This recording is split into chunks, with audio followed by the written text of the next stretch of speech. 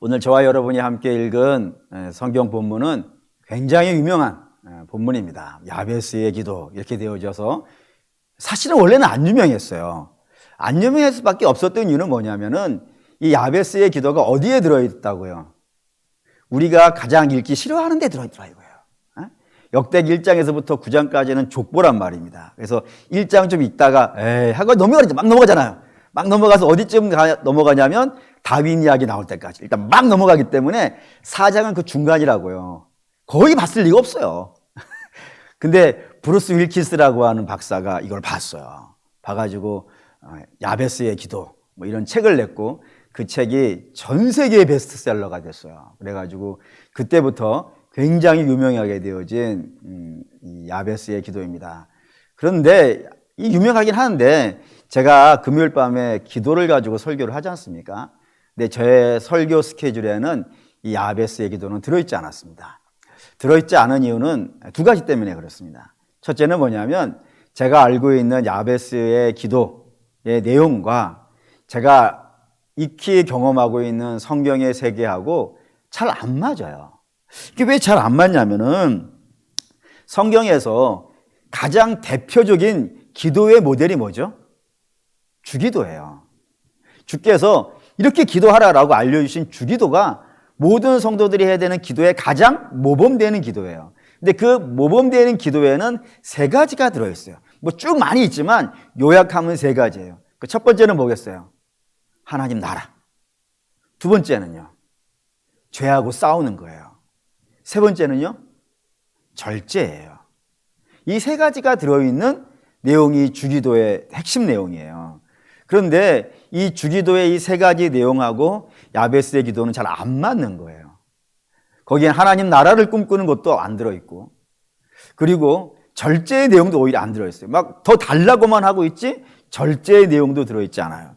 뿐만 아니라 뭐 죄하고 싸우는 이야기도 뭐 당연히 여기에 들어있지 않아요. 그래서 지금 문제가 되는 거예요. 물론 이런 기도를 하면 안 됩니다라고 말씀드리는 건 아닙니다. 우리는 이런 기도 충분히 할 수 있어요. 그런데 문제는 성경은 우리에게 세상에 이런 모든 기도가 있다는 걸 알려주려고 하는 계획이 없단 말입니다.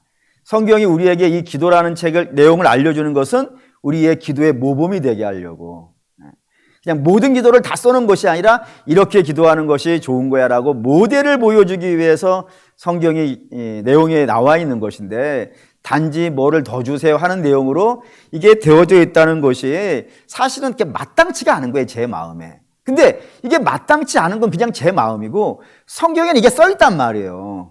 그래가지고 이건 분명히 내가 알지 못하는 뭔가가 있어. 내가 아직은 지적 수준과 성경을 읽는 능력이 이거밖에 안 되기 때문에 이 내용을 충분히 내가 이해를 못했어. 그러니까 내가 다음에 해야 돼 라는 마음이 첫 번째 마음이었고, 두 번째는 이 야베스의 기도가 들어있는 자리가 굉장히 중요해요. 어디 들어있다고요? 족보에 들어있다는 겁니다.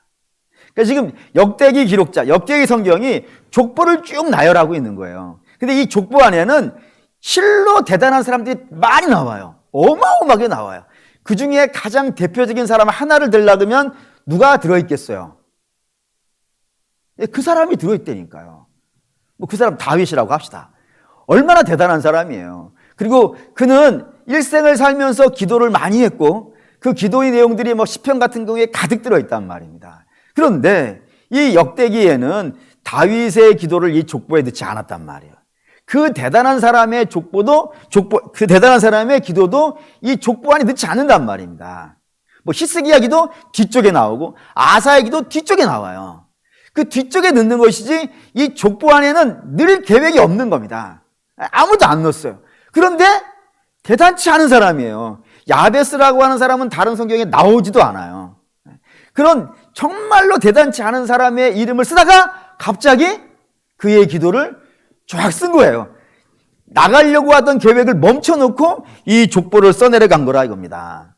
근데 그런 뭔가 좀 대단한 내용이 있지 않겠어요? 그러니까. 그런데 겨우 뭐 좀 더 주세요? 내 문제 좀 해결해 주세요? 이 정도의 이야기를 하려고 그 족보를 가다가 탁 멈춰놓고 이 기도를 썼을까? 좀 뭔가 격이 안 맞는 거예요. 격이 안 맞으니까 이건 분명히 내가 알지 못하는 뭔가가 있어. 그러니 알지 못하는 내용을 그냥 대충 가서 설교한다는 게 좀 마땅치가 않아가지고 이번에는 패스. 다음에 어떻게 알게 되어지면 그때 가서 하자라고 이렇게 마음 먹고 쭉 넘어왔던 그 내용이라 된다 이겁니다. 그런데 이번에 그냥 책을 이렇게 우연히 보다가 이 야베스의 기도를 좀 새롭게 번역을 새로 한 그 문장 자체를 새롭게 번역한 그 문장을 하나 봤어요. 근데 그 문장이 제가 설득이 됐어. 이거 설득력 있어. 라고 하는 마음이 들었어요. 그리고 그걸 묵상하다가 제 나름대로의 발견한 뭔가가 있어요. 그래서 그거를 여러분들에게 오늘 전하면서 야베스 기도를 좀 전하려고 합니다. 우선 9절을 읽고 시작하죠. 9절 읽겠습니다. 야베스는 그의 형제보다 귀중한 자라. 그의 어머니가 이름하여 이르되 야베스라 하였으니 이는 내가 수고를 낳았다 함이었더라 라고 했습니다. 여기 야베스라는 사람이 등장하는데 그 사람을 성경이 뭐라고 표현한 거예요? 귀중한 자라. 귀중한 자라 했습니다. 이걸 니크바드라고 하는 히브리 단어를 쓰는데 니크바드라고 불리는 이 단어는 그냥 우리가 이건 좀 귀해. 이 사람 좀 귀한 사람이야. 좀 대단한 사람이야. 이 정도의 개념이 아니에요. 이거는 옛날 성경이 더 번역이 잘 된 것 같아. 존귀한 자예요. 존귀. 좀 더 심하게 얘기하면 영화로운 자예요. 대단한 표현이에요. 아무에게나 쓰지 않은 대단한 표현을 이 야베스라고 하는 사람에게 썼다 이겁니다. 근데 문제는 이 사람은 원래 이런 대접을 받을 만한 사람이 아니더라는 거예요. 뭘 보면 알아요? 그의 이름이 야베스라니까요. 야베스. 근데 이 야베스는 그냥 나온 이름이 아니라 다른 데에서 있는 단어를 이 이름으로 바꿨다 이거예요. 그 바꾼 이 이름의 내용을 그래서 풀이해놨어요. 그 이름의 뜻이 뭐라고요? 수고로이라고. 수고로이. 근데 이 수고로이라는 말은 매우 마땅치가 않아요. 오히려 더 정확한 표현은 뭐냐면 고통이에요. 고통을 준 자식이라는 겁니다. 그래서 이게 이제 성경에는 자주 쓰는 방식이 하나가 있어요. 이거를 언어 유희, 그러니까 어떤 단어를 갖고 이렇게 뭐 쉽게 말하면 말장난? 성경을 말장난이라면 안 되는데. 그러니까 말을 갖고 이렇게 막 바꿔가면서 이야기하는 형태의 쓰는 방식이 있어요. 그게 뭐냐면, 이게 이제 여러분들은 읽지 못하는 건데 저만 읽을 수 있는 거를 써야 돼, 지금. 이걸 내가 지금 외워왔는데? 여기까지 쓸 수 있을까? 염려가 되지만, 어쨌든, 야베스가 히브리어를 이렇게 써요. 이렇게 써요. 이게 야베스라는 히브리 단어예요. 근데 요 수고로이, 고통이라는 말이 이 글자가 재밌어요. 이게 똑같이 이렇게 되어져 있고, 요게 앞으로 와 있어요. 요게 앞으로 오면 이렇게 글자를 써요. 그리고 뒤에 이렇게 쓴단 말이에요. 요게 야베스고, 요것이 무엇이냐? 오체부라고 하는 단어예요. 그러니까 똑같은 앞자리에 요것만 바꿔놓은 거예요. 그러니까 요 고통이라고, 얘 고통인데, 고통이라는 단어에서 야베스가 나와버린 거예요. 다시 말하면, 이 야베스라고 불리는 이 아들은 어머니에게 오체부를 주는 아들인 거예요. 나한테 오체부만 주는 아들. 느낌이 오시나요? 이거 뭐라 할까? 여러분들에게 고통만 주는 자식이 있어요. 뭐라고 해야 되려나? 말썽꾸러기? 좀 적은가의 느낌이? 사고뭉치? 이거 없으면 좋을 만한 아들? 이건 있는 게 근심이 되는 아들? 뭐 이런 개념을 가지고 있는 게 야베스예요. 근데 이런 정말 아니 없는 게 낫겠어, 이런 자식은. 그런 자식인데 어떻게 니크바드가 됐을까요? 궁금하지 않습니까? 궁금한 거예요. 그거를 그 뒤에 10절에 이렇게 썼단 말입니다. 10절에 제가 읽으라는 데까지만, 제가 멈춘 데까지만 읽으면 돼요. 읽겠습니다. 야베스가 이스라엘 하나님께 아뢰되, 여기까지만 읽으시면 돼요. 아뢰요. 이 아뢰어라고 하는 단어가 있는데, 이 아뢰어라는 단어가 매우 중요한 단어야. 이게 히브리어로 꽈라, 맞아. 꽈라. 이거 외워왔는데 잘 잊어버려. 꽈라라고 불리는 단어인데 어떤 뜻이냐면 간청이에요. 간청. 이 간청 어떻게 하는 건지 보시죠. 누가복음 11장 5절에서 8절. 예수님의 비유에 등장해요. 히브리에서 누가복음 11장 5절에서 8절. 누가복음 11장 5절에서 8절 읽겠습니다. 또 이르시되 너희 중에 누가 벗이 있는데 밤중에 그에게 가서 말하기를 벗이여 떡 세 덩이를 내게 구워달라. 내 벗이 여행 중에 내게 왔으나 내가 먹을 것이 없노라 하면 그가 안에서 대답하여 이르되 나를 괴롭히지. 문이 닫혔고 아이들이 나와 함께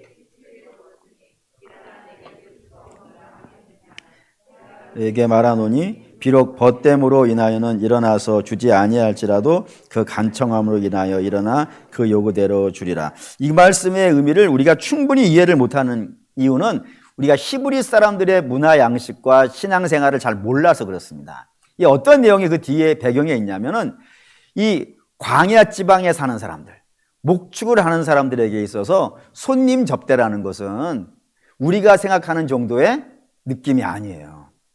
이거는 거의 목숨을 걸어야 되는 일이에요. 왜냐? 종교적인 이유가 있고 사회 문화적인 이유가 있어요. 우선 종교적인 이유를 말씀드려 볼게요. 종교적으로는 손님 접대가 얼마나 중요하냐면 손님 접대를 잘해가지고 복을 받은 사람이 성경에 아주 많이 나와요. 아주 많이 나와요. 예를 들어서 아브라함이 대표적이죠. 아브라함이 하나님을 부지 중에 영접해가지고 접대를 잘하지 않습니까? 그래서 하나님께 뭐를 받아요? 자식을 받아요. 또 나중에 엘리야라는 사람이 등장해요. 엘리야가 수넴에 갔을 때 한 과부가 요거 먹고 죽어버리겠습니다라는 게 있었잖아요. 그걸 엘리야가 어떻게 해요? 나 달라 해가지고 그거를 강제로 뺏어 먹잖아요. 아주 야비하면 안 되는데. 어쨌든 그런 사람이에요. 엘리야. 그거를 뺏어서 먹은 사람이에요. 근데 하나님께서 그 엘리야를 통하여서 그 가정에 어마어마하게 복을 주시는 거예요. 또 나중에 엘리사도 등장하죠. 엘리사도 그 항상 가는 지역에 그 부인이 하나가 있었는데 그 부인의 집에 갔더니 항상 엘리사 오면은 여기에 머물래요, 쓰세요 하면서 자기 남편 설득해가지고 방 하나 준 거 아시죠? 그에게 아들을 선물로 받고 나중에 그 아들이 죽었는데 다시 살아나는 일이 생기기도 하고 그리고 나중에 그 집이 쫄딱 망할 수 있는 가뭄이 왔을 때 하나님의 도우심을 받아가지고 딴 데가 살다가 돌아와가지고 땅을 차지하고 있는 모든 이야기들이 다 뭐에 걸려 있는 거예요? 손님 접대에 걸려 있어요. 손님 접대를 잘했더니 저들이 복을 받더라. 반대의 경우 있어요. 손님 접대를 엉망을 해가지고 하나님께 책망을 받은 사람들이 등장하는데 아브라함 때 2명이 등장해요. 그 중에 하나가 바로 왕이에요. 그 바로가 자기에게 온 아브라함의 뭐를 뺏어요? 아내를 뺐잖아요. 그때 밤에 하나님이 나타나셔가지고 너 죽을래 살을래 하시잖아요. 그리고 나중에 아브라함이 아비멜렉 성에 갔었을 때에 아비멜렉도 아브라함의 부인을 빼앗아요. 손님을 빼앗은 거예요. 그래서 하나님이 또 그에게 나타나 가셔가지고 니네 가문 다 태줄 다 막아버릴 거야 라고 하는 일을 만난단 말이에요. 그러니까 이런 식으로 성경은 손님 접대를 잘하는 자들에게는 어마어마한 복이 있는 반면에 손님 접대에 대해서 엉성하게 한 사람들은 심판을 받는 이야기들이 많이 나온단 말입니다. 이걸 어려서부터 유대인들은 듣는 거예요. 그 손님 접대 어떻게 해야 되는 거예요? 잘해야 돼요. 이게 종교적인 이유고, 두 번째 이유는 사회문화적인 이유가 있는데 유목민이에요. 유목민은 양을 데리고 이동을 해야 되는데요. 이동하는 거리가 눈에 보이는 거리가 아니란 말이에요. 멀리 가요. 멀리. 풀이 있는 곳이고 물이 있는 곳이라면 멀리 가야 된단 말이에요. 그런데 길을 가다가 손님들을 만나지 않습니까? 그때 그 손님 일 내가 지금 기분 나쁘게 했어. 내가 좀 섭섭하게 됐어. 그때 손님이 저쪽에 가면은요 물이 있어요 라고 얘기를 해주는 거예요. 근데 뻥이야 그게. 날 연맥이려고. 이런 말 하면 자꾸 이런 말이 나오죠 오늘. 은혜로운 입술에서 말이죠. 예. 그래가지고 거기에 물이 없는데 물이 있다고 얘기를 해주는 거예요. 그럼 어떻게 되겠어요? 지금이야 차로 갔다가 금방 돌이켜 오면은 상관없지만 옛날에 다 걸어서 가는 거 아니겠어요? 며칠씩 걸어가야 되는데 다시 돌아올 수는요 없는 거예요. 그럼 망하는 거예요.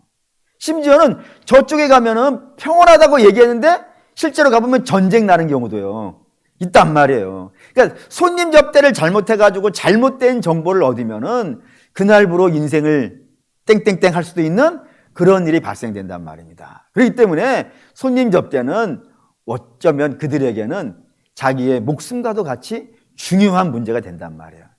그러니 오늘 우리 집에 손님이 왔어요. 밤에 왔어요. 대접을 해야 돼요? 안 해야 돼요? 해야 되는 거예요. 그래서 그냥 이럴 수도 있잖아요. 그냥 오늘 밤 주무시고 내일 아침에 밥 드릴게요. 이렇게 할 수 있는 것 아니겠어요. 근데 이 사람이 그렇게 못하는 거예요 지금. 왜요? 우리 집에 온 손님인데 그 손님을 내가 대충 대하면은 하나님의 벌을 받는 거예요. 잘 대하면 복을 받고, 이런 구조를 가지고 있는데 손님 왔는데 아니 음식 하나 대접할 수 없는 상황이라 그러면은 이거는 뭐 벌을 받게 딱 맞는 상황이잖아요. 그래서 옆집에 가는 거야. 그래서 지금 언제 불 피워가지고 반죽해서 누룩 집어넣으면은 누룩 부풀 때까지 기다려야 되잖아. 그럼 날 새는 거예요. 날 새는 거예요. 손님 접대 못 하는 거예요. 그래서 옆집에 가서 두들기는 거예요. 밥 좀 달라고. 그러면 오밤중에 왔는데 주겠어요? 안 주겠어요? 안 주는 거예요. 그래서 힘들어 죽겠는데 우리도 자야 되는데 안 주려 그런데도 불구하고 그걸 억지로 받아오는 거예요. 왜요? 손님 접대를 오늘 못하면 망하는 거예요. 손님 접대를 잘하면 오늘 복을 받는 거. 이게 얼마나 중요한 문제 느껴지시나요? 그래서 야 체면이고 뭐고 다 필요 없어. 오늘 우리 집에 온 손님 저 사는 사람을 내가 잘못 대접하면 나는 망해. 이런 마음으로 가서 뚫기는 거 달라고. 그래서 억지로 받아왔다. 그게 뭐라고요? 그게 꽈라라 이거예요. 간청. 근데 지금 야베스가 뭐 했다고요? 이거 했다 이거예요. 적당한 기도가 아닌 거예요 지금. 이게 존귀한 자가 되어줄 수 있었던 적당한 기도가 아닌 거예요. 목숨을 걸고 내가 오늘 이 기도를 하나님께 연락받지 못하면 나는 망해. 그런 마음으로 꽈라한 심령으로 이 기도를 했다 이겁니다. 그 기도가 두 가지라 이거예요. 그 첫 번째가 하나님께서 내게 복을 더하여 주셔서 지경을 넓혀주시고, 두 번째는 나를 도우사 환난에서 벗어나 근심이 없게 해주셔서 이 두 가지 기도를 했다 이겁니다. 전부 다 뒤에 나오겠지만 전부 다 공통점이 있어요. 하나가 전부 다 두 개 다 하나님이 도와주셔야 돼. 그렇죠? 하나님이 도와주셔서 지경이 넓어지는 것이고 하나님이 도와주셔서 환난과 근심이 넘어가야 되는 거예요. 자, 이런 개념을 갖고 이 내용 한번 들어가 볼게요. 그래서 뒤에 거부터 해야 돼요. 환난과 근심에서 벗어나게 해주세요. 이거부터 해야 돼요. 왜냐하면은 이게 좀 소극적인 것이어서 그래요. 앞에 건 좀 적극적이고 긍정적인 기도인 반면에 뒤에 거는 좀 소극적이고 부정적이에요. 그래서 뒤에 거부터 작은 거부터 하겠습니다. 환난과 근심에서 벗어나게 해주세요라고 했는데 여기에서 환난과 근심이라고 하는 단어가 한 단어예요. 그게 뭐냐면 오체브예요. 이걸 갖다 썼어요. 이거 언제 썼다고요? 야베스 성경이. 누구의 근심이라고 이게? 엄마의 근심이에요. 그러니까 엄마의 근심에다가 나를 낳으신 엄마에게 내가 근심이 된 존재란 말이에요. 근데 이 아이가 컸어요. 예를 들게요. 여러분들 자녀가 있죠? 여러분들의 자녀가 어려서부터 사고 뭉치고 엄마 아빠의 근심 덩어리밖에 안 돼. 근데 그 아이가 나중에 어떻게 되면 제일 좋겠어요, 여러분? 뭐 뻔하지 않습니까? 더 이상 부모의 근심이 안 되는 그런 자녀가 되는 게 말이 맞잖아요, 지금. 옛날에는 근심만 됐다니까요. 근데 이 아이가 컸어. 좀 성숙했어. 좋은 표현으로 말하면 철이 들었어. 그러면 엄마의 근심이 되면 돼요, 안 돼요? 안 되는 거예요. 그걸 갖다 썼다니까요. 다시 말하면 환난과 근심이라는 것은 그냥 단지 나 하나 걱정 없게 살게 해주세요. 그런 개념이 아닌 거예요, 지금. 성경에 갖다 쓴 거는.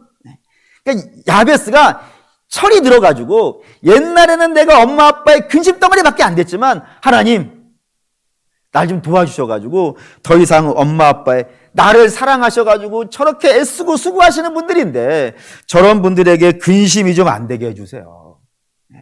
라는 마음의 기도란 말입니다. 이것이. 이건 그 책에 제가 본 책의 저자가 해석한 방식이에요. 두 번째, 적극적인 면이 되어져요. 그건 뭐냐면 그래서 지금까지는 집안에서 문제만 일으킨 자녀였단 말이에요. 근데 이제는 좀 성숙해가지고 엄마 아빠의 근심 정도는 안 되고 싶은 거예요. 근데 그걸로 끝내면 돼요, 안 돼요? 안 되죠.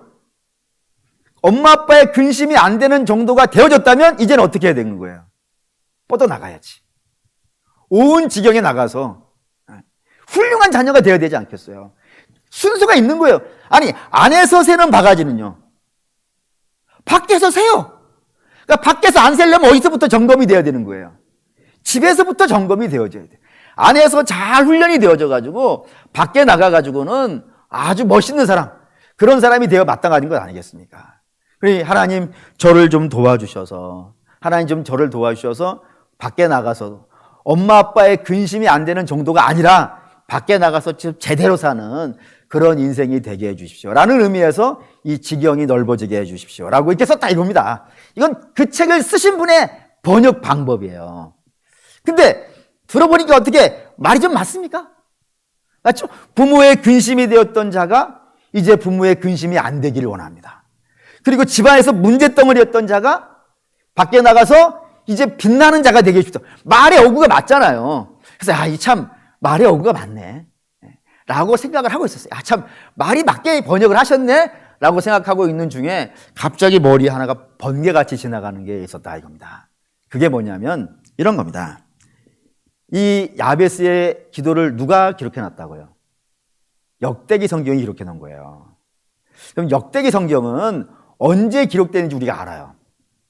언제 기록되어졌냐면 바벨론에서 돌아온 사람들을 위하여 맨 처음에 기록된 책이에요. 그전에는 없었어요. 바벨론 포로로 끌려가기 전에는 이 성경은 없었어요. 그런데 바벨론 포로에서 돌아온 다음에 이 책이 기록이 되어져 있어요. 그래서 당연히 이 책은 제일 먼저 읽은 사람이 누구냐면 바벨론 포로에서 돌아온 사람들이 맨 처음 읽었단 말이에요. 그러면 이제 이런 질문 하나가 되어져요. 이 이스라엘이 어떻게 하다가 바벨론의 포로로 끌려갔을까요? 이거 다니엘이 썼어요. 다니엘 9장 5절에 7절. 다니엘 9장 5절에 7절.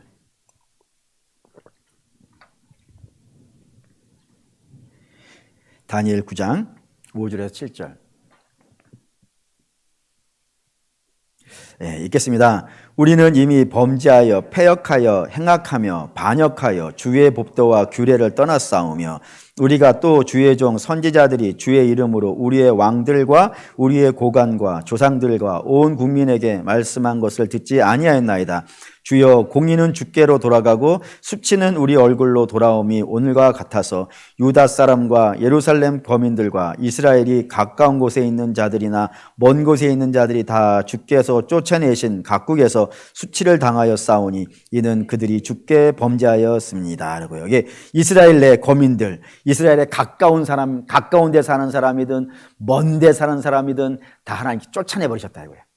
쫓아내버리셔가지고 먼 타국 땅에 가가지고 어떻게 살고 있다고요? 수치와 모욕을 당하며 살고 있다 이겁니다. 왜요? 범죄했는데 그 범죄가 얼마나 잔악하냐면 5절에 범죄하여 패역하며 행악하며 반역하며 주의 규례, 법도와 규례를 떠나 싸움이라고 했단 말이에요. 얼마나 지독하게 악을 행했다 이거예요. 하나님 말씀에서 벗어나가지고 5만 가지 악들을 범해왔기 때문에 하나님께서 그것에 대한 책망을 어떻게 하셨다는 거예요? 쫓아내 버리셨다. 이게 다니엘이 해석한 내용이라 이겁니다. 그런 관점에서 오늘 야베스의 기도를 보시자 이거예요. 그러면 이 야베스가 누구의 근심덩어리였다고요? 그의 어머니의 근심덩어리였다고요. 그럼 이스라엘은 누구의 근심덩어리예요? 하나님의 근심덩어리예요. 그러니까 이스라엘은 가나안에 들어갔을 때부터 시작해가지고 나라가 멸망할 때까지 하나님의 근심덩어리였어요. 하나님의 오체부예요. 이스라엘은. 그야말로 오체부예요. 하나님께서 그냥 아무것도 안 하고 있기 때문에 하나님이 이스라엘에게 사랑을 안 베푸셨기 때문에 이게 말썽꾸러기가 된 거 아니라고요. 뭐 흔히 그런 얘기 있지 않습니까? 결손가정의 자녀들이 좀 사고치고 이런다고. 그러니까 이스라엘도 결손가정의 이스라엘이라면 그럴 수 있다 치자 이거예요. 근데 하나님은 이스라엘의 결손가정이 아니라니까요. 하나님은 그들을 사랑하셔가지고 모든 걸 다 부어주시잖아요. 하나님 말씀도 예언자들을 쉼없이 보내주셔가지고 하나님 말씀도 전하기도 하셨고 또 뿐만 아니라 또 은혜도 부어주시고 기적도 행하시고 역사도 나타내시면서 하나님이 이스라엘을 돌보시고 사랑하시려고 얼마나 많이 애를 썼냔 말이에요. 그런데도 불구하고 이스라엘은 하나님의 오체부였다 이거예요. 평생을 나라 망할 때까지 심지어는 나라 망해서 바벨론에 살고 있음에도 불구하고 그들은 하나님의 오체부였다 이겁니다. 근데 그런 자들이 돌아온 거예요. 어떻게 해서요?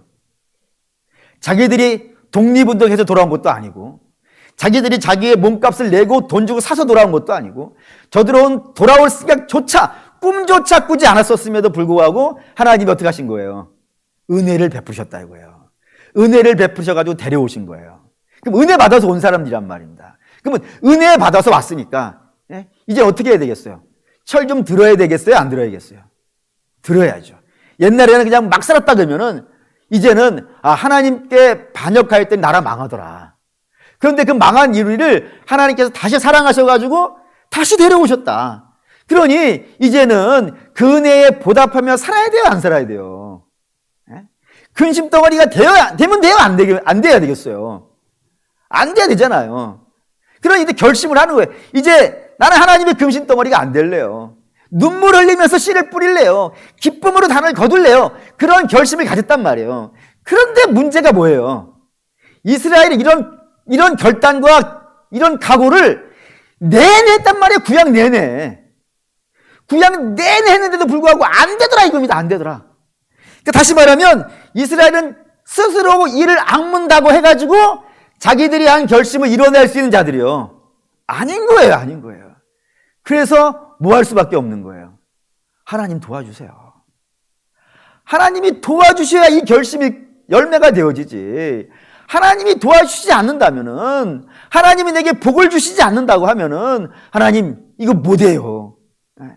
이 하나님의 근심덩어리였었는데, 이 근심덩어리 이제 안 하려고 하는데, 하나님이 안 도와주시면, 우리 예전에 다 했잖아, 예전에 결심하고 얼마나 많이 무너졌어요. 그러니 하나님, 우리는 안 되는 사람인 거 알았으니까, 하나님 좀 우리 좀 도와주세요.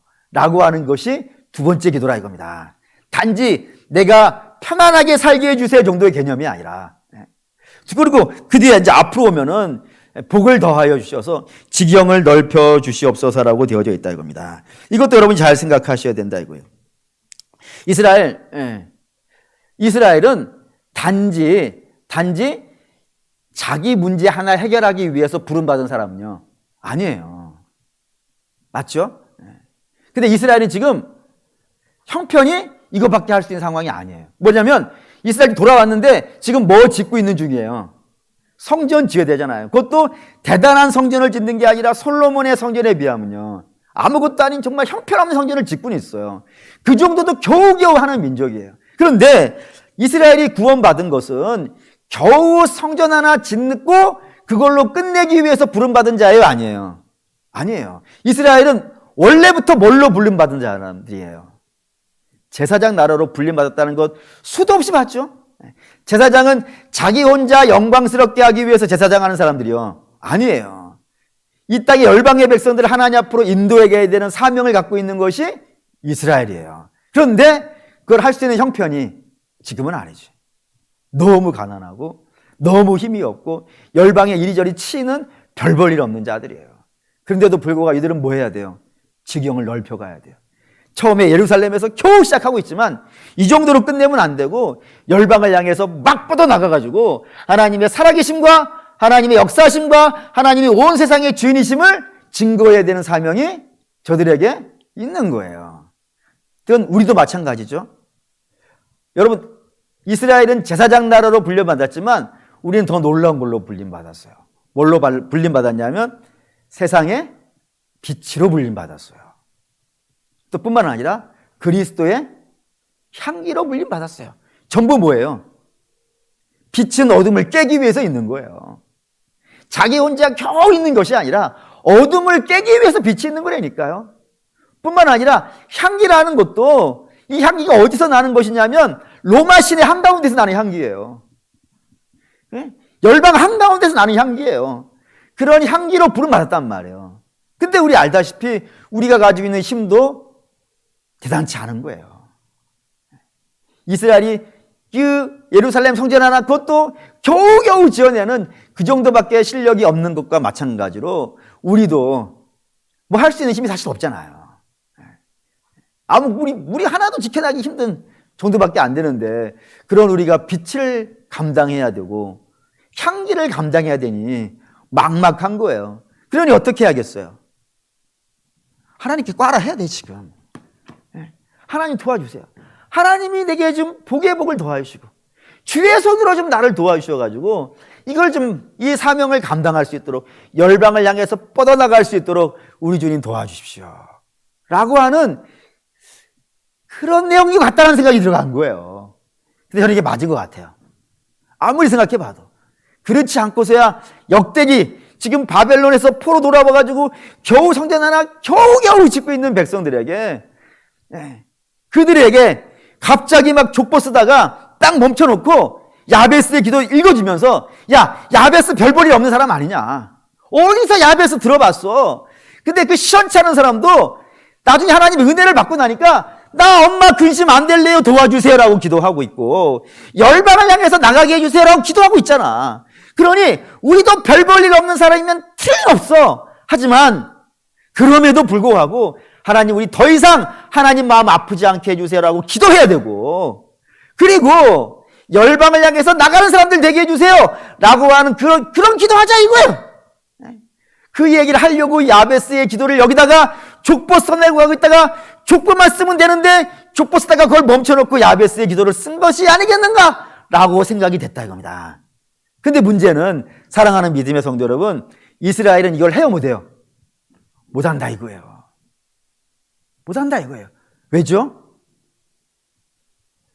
그 죄가 그들의 발목을 끝까지 잡았단 말이에요.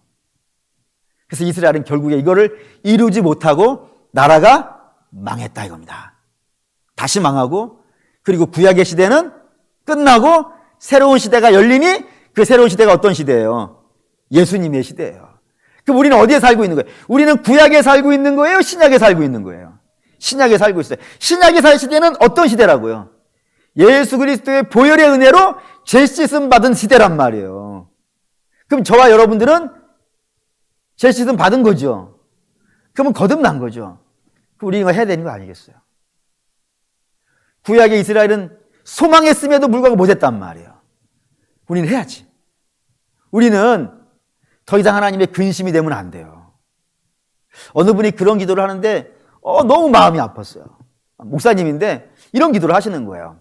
하나님, 제가 교회에 근심이 안 되게 해주세요. 근데 그 기도가 팍 꽂혔어요. 나 그런 기도 해본 적이 없어요. 나는 잘하는 줄 알았어요. 근데 그분이 정말 훌륭한 목사님이에요. 근데 그분이 그런 기도 하는 거예요. 하나님, 저를 못 믿어요. 혹시라도 제가 주님의 교회에 근심이 될까 너무 걱정이 돼요. 그러니 저 주님의 교회에 걱정거리가 안 되게 해주세요. 그다음부터 저도 그런 기도하기 시작했어요. 하나님, 혹시라도 제가 우리 성도들을 당황시키지 않게 해주세요. 우리 성도들에게 근심거리가 안 되게 해주세요.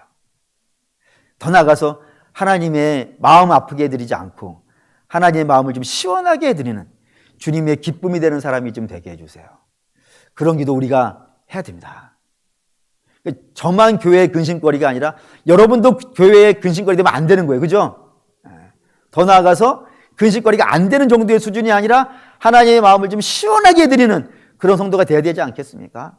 뿐만 아니라 우리끼리만 이렇게 즐겁고 행복한 그런 교회 말고 여러분 한 분 한 분이 교회잖아요. 저는 그 국회의원들이 자기 자신들을 자랑할 때 쓰는 표현이 하나가 있어요. 그거 들을 때마다 참 웃을 때가 많이 있는데 우리끼리가 얘기합시다. 뭐라 그러냐면 국회의원은 한 사람 한 사람이 헌법기관입니다 그러는 거예요. 독립된 헌법기관입니다. 우리는 누구의 말을 듣지 아니하고 우리가 판단합니다. 혼자 많이 웃어요. 근데 사랑하는 믿음의 성도 여러분, 국회의원은 헌법기관 정도예요. 근데 여러분들은 한 분 한 분이 교회예요. 한 분 한 분이 교회예요. 주의 피로 사신 교회예요. 그리고 그 교회들을 전부 하나님이 세상에 파송시켜놨어요. 그게 여러분 집이에요. 또 여러분의 나가 있는 직장이기도 하고 또 학교이기도 해요. 거기다 보냄받은 거예요. 거기에서 주님의 빛이 되어야 되지 않겠습니까? 주님의 향기가 되어야 되지 않겠습니까? 겨우겨우 나 하나 건성하는, 나 하나 겨우 세상 살다가 겨우 주님의 교회에 돌아오는, 그것도 쉽진 않아요. 이 시대 한가운데에서. 근데 우리의 꿈이 그 정도로 작아서야 되겠습니까? 우리의 지경을 넓혀 주십시오.